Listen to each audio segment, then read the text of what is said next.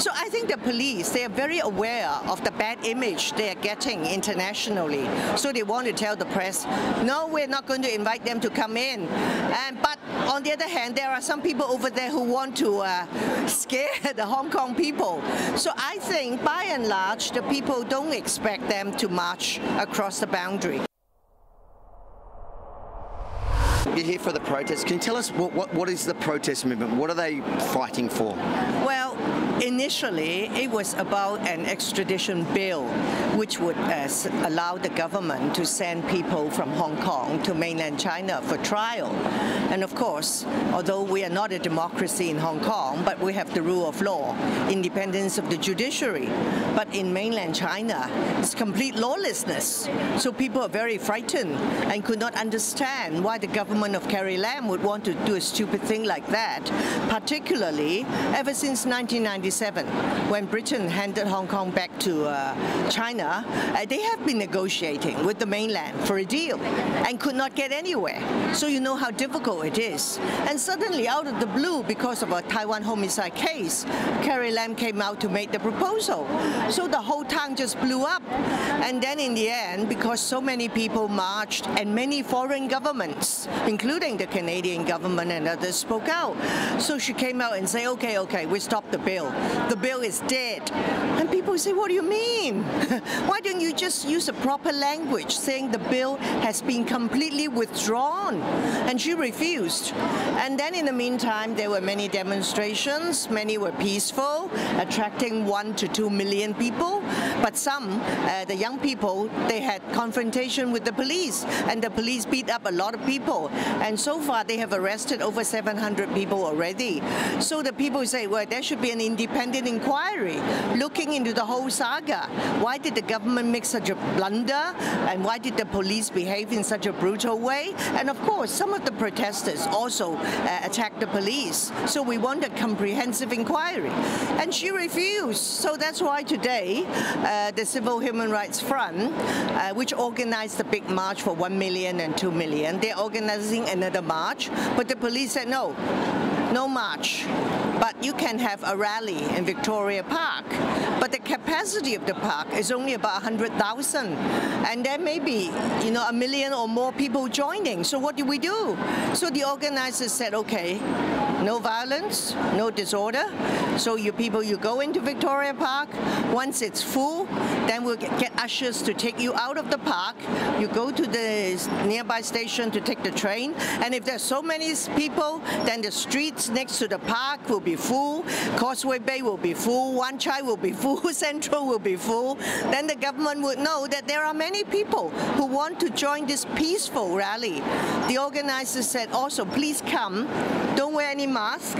Don't wear any goggle. Don't wear any gear. We are peaceful.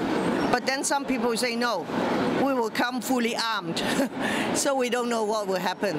Well, we did see last night some of the escalating on the streets, and a lot of the people wearing masks tell us that they wear it because the police are very heavy-handed and use different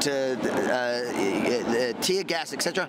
Do you understand? I understand, but the organizers say this is a peaceful thing, and maybe you think the organizers are naive. They say that if you're peaceful, if the park is full, then you walk out, and that is not an illegal assembly. So if you walk out, that is fine, and the police will not attack you. But some say, oh no, you don't trust the police, they may attack us. If they want to protect themselves, that's fine. But I hope people will not come fully covered up and all that, waiting for trouble. And how do you see this all ending? Do you feel, we see China at the moment is building a military might on the border. Are you worried of an invasion? Are you worried that this is going to escalate? First of all, my dear, it's not a border. We are the same country. So it's a boundary. I have to correct all these journalists time and time again. Of course, they are amassing troops there. And in fact, they allow the foreign press to go in and film them, which is totally unheard of.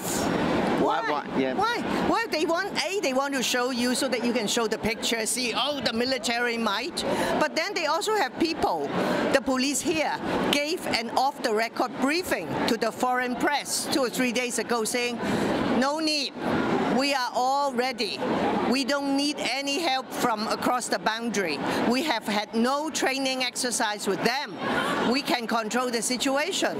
So I think the police, they are very aware of the bad image they are getting internationally. So they want to tell the press, no, we're not going to invite them to come in. But on the other hand, there are some people over there who want to scare the Hong Kong people. So I think, by and large, the people don't expect them to march across the boundary. In fact, the People's Liberation Army have been stationed in Hong Kong ever since '97. There's always 6,000 of them here, but they are invisible. So now they are flexing their muscle. I think they just want to tell people to calm down, don't fight with the police. But the people say, I don't want to fight with the police. We just want the government to accede to our demands, which are very reasonable. Set up a commission of inquiry, withdraw the bloody bill. We're not fighting for independence or self-determination. Maybe the Canadians, those in Quebec may support it.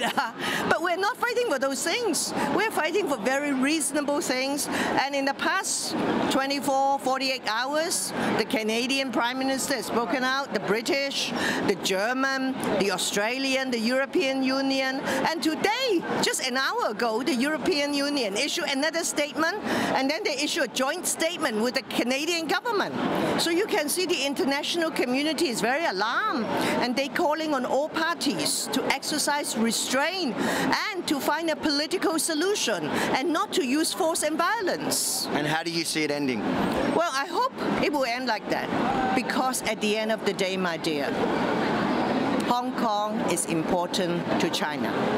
In spite of the fact they say, oh, China is so rich, we are just a tiny percentage of their GDP, be that as it may. We've got the rule of law. We've got international connections. We are an important international financial center. They come here to raise capital. They use Hong Kong a lot. So I wouldn't think anyone in Beijing in his right mind would want to come in and smash Hong Kong to smithereens. And I tell you, this is Hong Kong. This is not Tiananmen Square. You remember what happened 30 years ago. They say, the Chinese say they're not going to repeat that. And I certainly hope they won't. And the whole world is watching. Last time they stopped the bill, not because 1 million people marched. They stopped the bill because there were 67 statements issued by foreign governments. Not 67 bombs, 67 statements. So I call on the international community, particularly the Canadian government, because I don't know whether you know, there are 300,000 Canadian citizens living and working in this city. Many Canadian companies. So Canada has a real interest here to make sure that peace is restored, that the government can enter into negotiation with the opposition and settle this amicably. Thank you so much for your time. Thank you. Avi Yemini here from TR News. I'm here in Hong Kong to document the brave citizens of this city who are fighting for their democracy against communist China. Please visit Hong Kong Reports to view all my videos. And while you're there, please consider chipping in a few dollars to help crowdfund this important independent journalism. Thank you.